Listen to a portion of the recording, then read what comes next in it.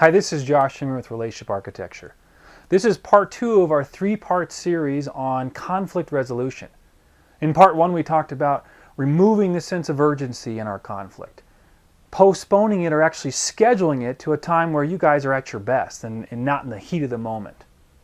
This part, we're talking about being respectful in conflict. Knowing that conflict is a very real and predictable part of our relationships, we set out to be respectful, knowing that we're going to have it. Why not treat each other in a way that afterwards you don't regret or have to apologize for things you say? So that means how we actually resolve the conflict can be more important than the actual conflict itself. In a lot of conflicts, how we treat each other and what we say is a lot more important than the actual conflict. So look at things that we argue about or have conflict over, what the plans for the weekend are, or who's doing the most work around the house.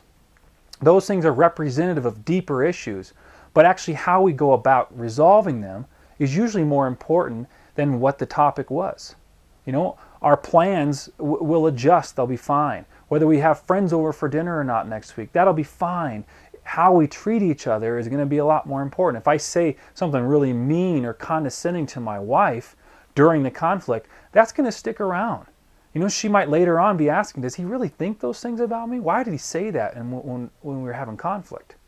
Understanding that our facial expressions and our body language are going to communicate a lot more about how we feel and what we think. Are we looking away? Are we refusing to make eye contact? Or is our facial expressions going like this? I know I've done that a number of times, and I know it's disrespectful to my wife. Basically, I'm telling her, you're an idiot.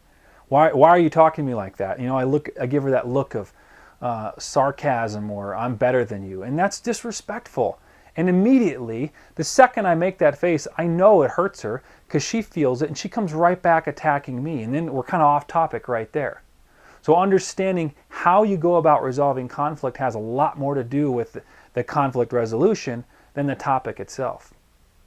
Another benefit of being respectful during conflict is that it gets this cycle going the right way. So if I treat my spouse with respect, she's much more likely to return the behavior with respect. And the opposite is true as well. If I'm disrespectful to her, she's more likely to feel hurt and then disrespect me right back. So be conscious of that and get that cycle going in the right direction where you guys feel respected in the process. And lastly, when you can actually resolve conflict in a respectful way, it leaves a great taste in your mouth. So when you look back on it, you're like, we totally had this conflict. We sat down, we talked about it. We didn't get nasty. We didn't say mean things to each other, and we resolved it.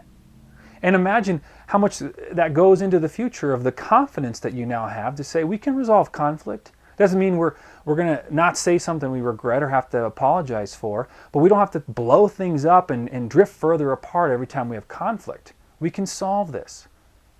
So I really want you to be putting part 1 and part 2 into action, removing the sense of urgency and being respectful during conflict. Tune in for part 3 as we conclude this series on conflict resolution. This is Josh Shimmer with Relationship Architecture.